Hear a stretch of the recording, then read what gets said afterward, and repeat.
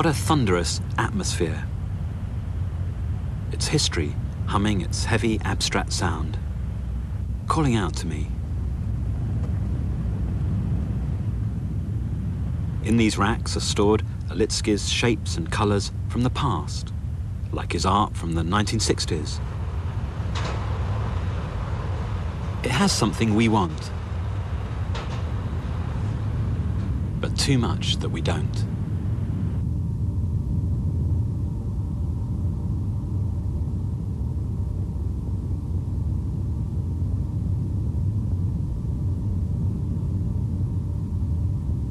I like Alitzky's stoked-up, iridescent beauty, but how strange it is, without the framework of attitudes and ideas that make us up at different times.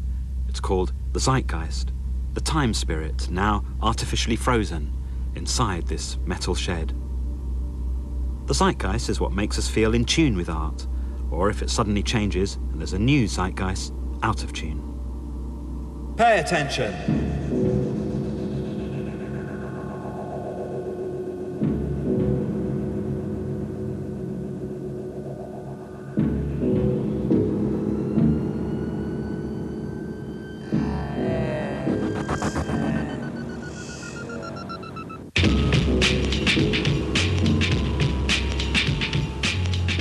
In the late 70s, the zeitgeist said beauty wasn't in just flatness and colour, but in the mind, in the postmodern, scrambled mind, all speeded up with the past and the present all upside down, and low culture and high culture all mangled up.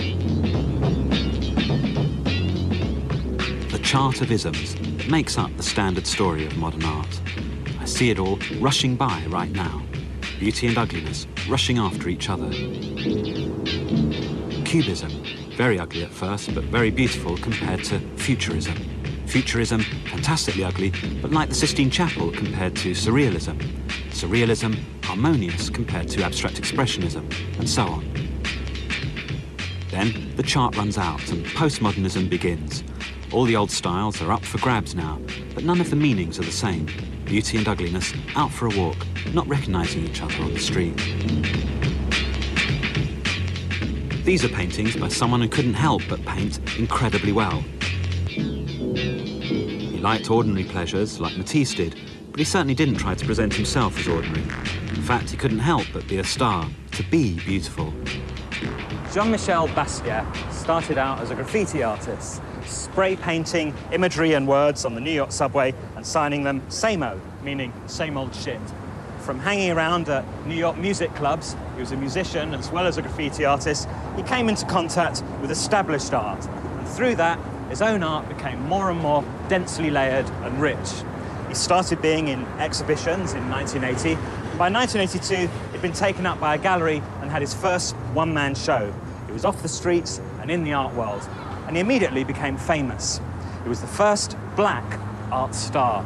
He stayed successful for 6 years, but during that time became increasingly distracted by drugs, until finally dying of a heroin overdose in 1988, aged only 27.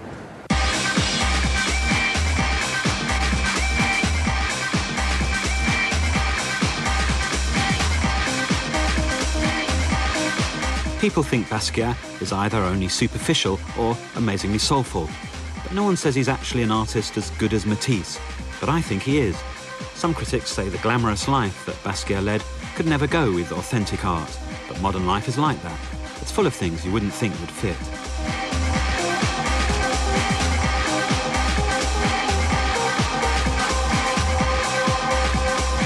A typical Basquiat is a visually jarring pile-up of random words and scratchy wild drawing and gestures and lunges of pure colour. The words are image words, like beat poetry, lifted from articles about the president or Negro bone structure or jazz or the chemical composition of lighter fuel. Basquiat's drawing of faces and figures is graphically incredibly striking, like Picasso, but it's the archetypal features of black men that stare out of Basquiat's pictures rather than a cast of mythic Mediterranean characters, the fauns and centaurs and sexy nymphs of Picasso. And Basquiat's colour is very strong, but incredibly subtly orchestrated. Basquiat can't be pinned down now because he's too close. In the future, he will level out with established great artists. The things that made him paint well will come to seem more like the things that drove them. Matisse's love of the good life, Basquiat's love of the same thing.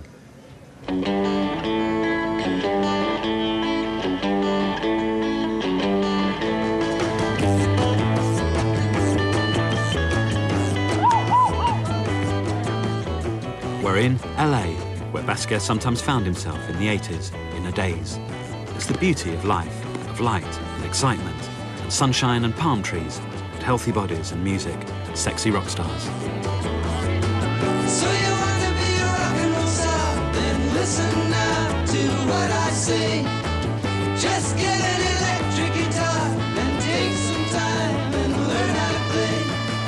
And when your hair's comb right and your pants are tight, it's gonna be Settled right into it. And now, I'm coming up the stairs with Dennis Hopper. To me, a lot of people are very... Do we care what he thinks about art?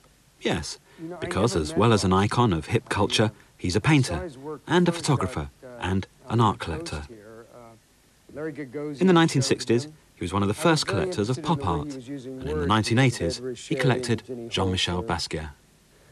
But my thing is that America was always emulating the Europeans before abstract expressionism, and then once you got into second and third generation abstract expressionisms, we were looking for a return to reality. And the return to reality was the soup can, the Coca-Cola bottle, the comic book, the reality of the popular culture and the commercial culture that we lived in.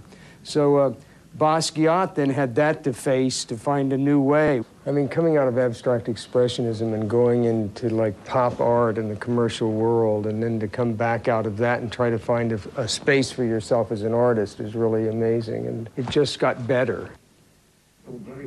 Basquiat never said much in interviews. He had the big picture in his head, but his interviewers were small time. You feel that the press is like making kind of a certain mystique around you that's not really accurate? I mean, a certain mystique. Well, a certain image of you.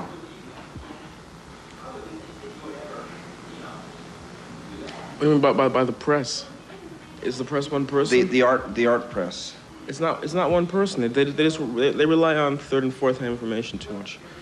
You know, and because I'm more reluctant to talk to them for fear of putting my foot in my own mouth. You know, I mean, they just quote me out of context. You know, Jean-Michel Basquiat is as much of the 20th century as any artist that I know. I think he has it all. Robert Hughes was saying that, oh, he's just a medium-rate artist. Yeah. Robert Hughes may be just a medium-rate critic, you know. I mean, I don't know, it's possible. He might be. But what's your own perception? Well, he is Australian, you know. Well, that probably explains it, yeah. This gets everything upside down. Sorry, Robert Hughes. It's the scrambled world again. Culture's authentic outsiders used to sell laptops.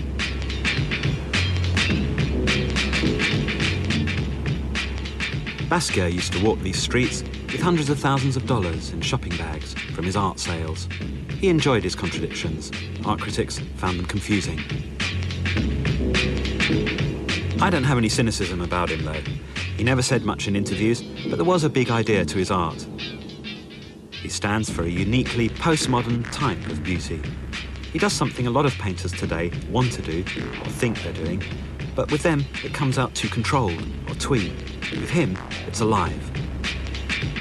He had an incredible natural facility. He could make odd things work together in a beautiful way.